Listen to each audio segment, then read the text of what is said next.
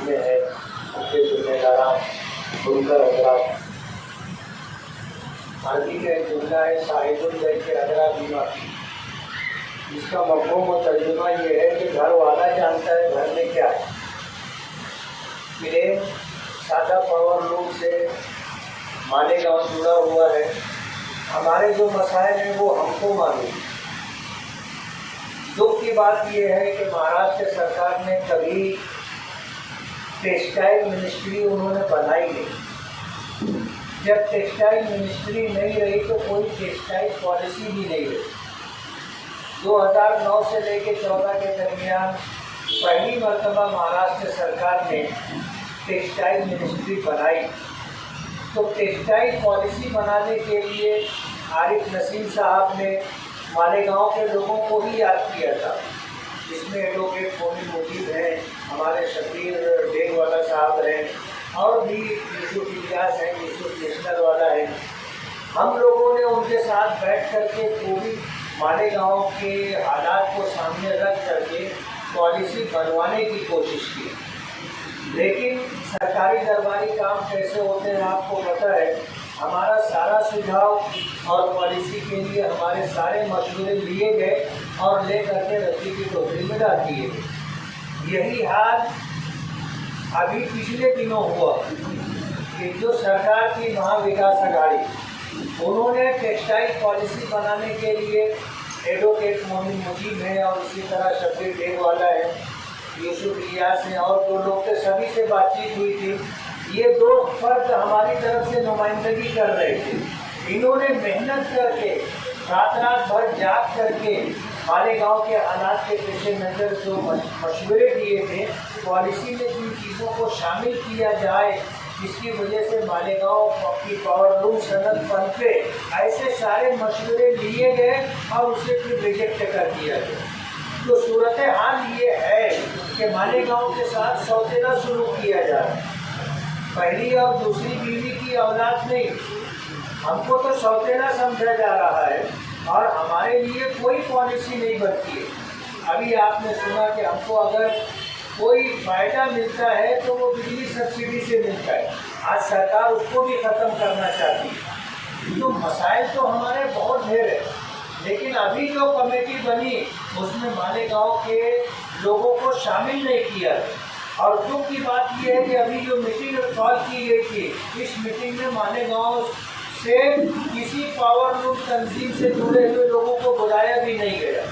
2 दिन की मेहनत रही, स्पिनिंग मिल के जिम्मेदारान के साथ जुड़ करके हमने कोशिश की और मालेगांव से हमने कुछ नाम भेजे फेडरेशन को कि भाई इन लोगों को बुलाया जाए, आ करके ये हमारे मसाइल रखेंगे और पॉलिसी में ऐसी चीज़ें जिससे मालेगांव को फ़ायदा हो उसको शामिल कराने की कोशिश करेंगे। तो कम से कम मालेगांव वालों की बात तो सुनी जाए। तो आज जो है कुछ 4-5 लोगों को शामिल किया गया। कल शाम 5 बजे मीटिंग है। ये सारे हजरात जो इन मसाइल को अच्छी तरह जानते हैं वहाँ पर रखेंगे। हम भी पूरी ताकत के साथ अपनी बात रखेंगे। आने वाली 17 जुलाई से हाउस शुरू होगा। हाउस में भी इंशाअल्लाह मालेगांव की नुमाइंदगी करते हुए इस सनत के लिए जो बेहतर से बेहतर बात इन लोगों के मशवरे से मिलेगी वो पूरी ताकत के साथ इंशाअल्लाह वहाँ पर हम लोग रखने की कोशिश करेंगे।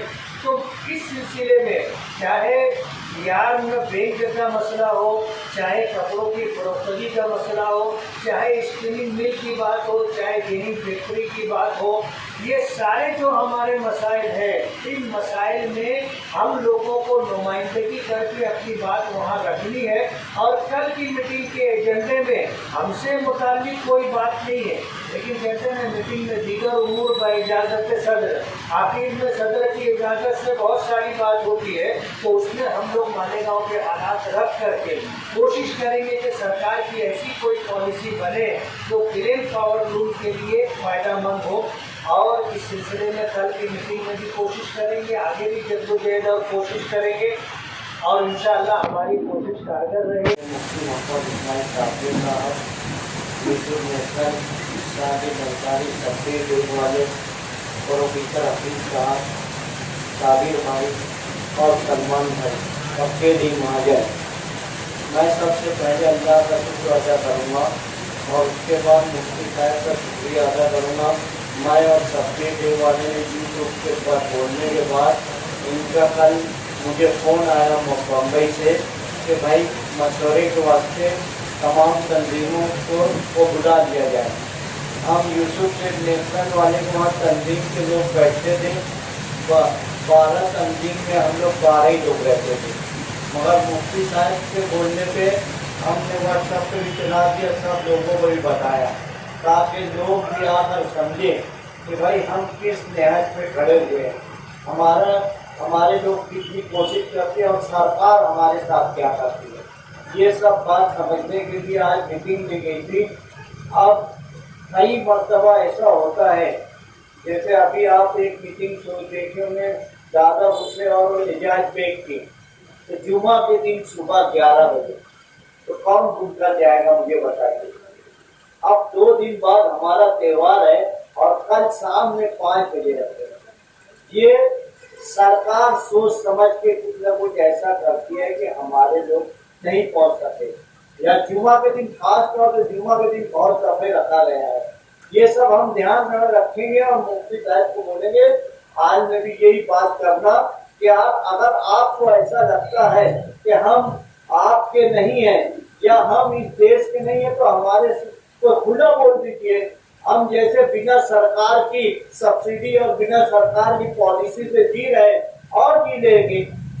ये सौतेला सुलूक होता है, यही समझ के हम लोग कल वहाँ मीटिंग में जाएंगे, हमारे लोग बात बोलेंगे। साजिद अंसारी भिवंडी थे, उनको मैं फोन किया तो वहाँ के लोग ऐसा बोले कि हमारा नाम भी नहीं आया है तो चले और वहाँ या चल के बात करेंगे। मगर अल्हम्दुलिल्लाह मुफ्ती साहब के बोलने के सिद्दीक भाई चेयरमैन जो मुस्लिम मिल के हैं, उनकी कोशिशों से 5 लोगों का नाम आया।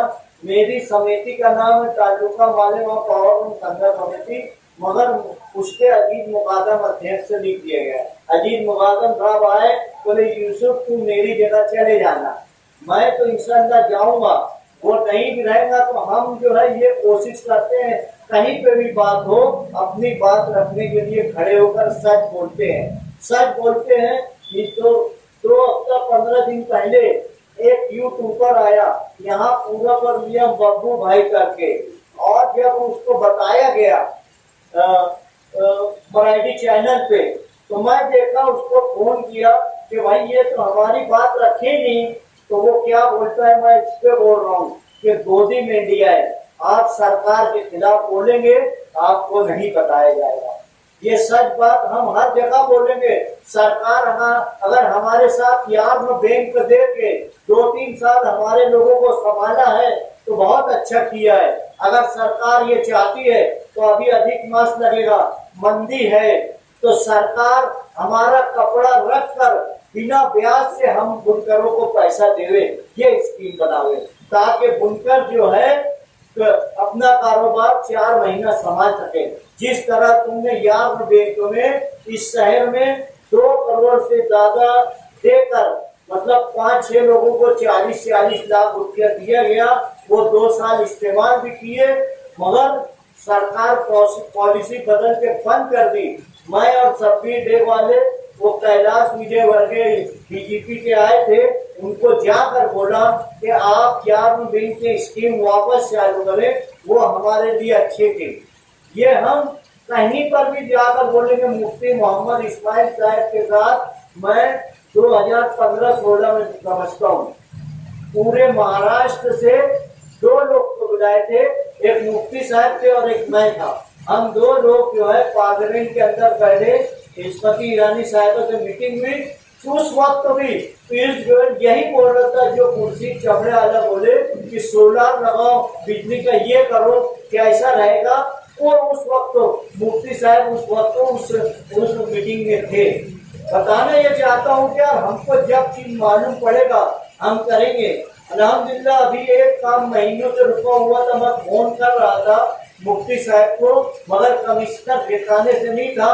वो हमारी आज मीटिंग हुई तो अल्हम्दुलिल्लाह उसमें 99% हम कामयाब हो गए। अब वो काम हो जाएगा तो हम बुनकर आजाद साहिबी की तरफ से उनका शुक्रिया अदा करेंगे और इस्तेकबाल भी करेंगे। इतना ही कह के मैं अपनी बात खत्म करता हूँ। शुक्रिया।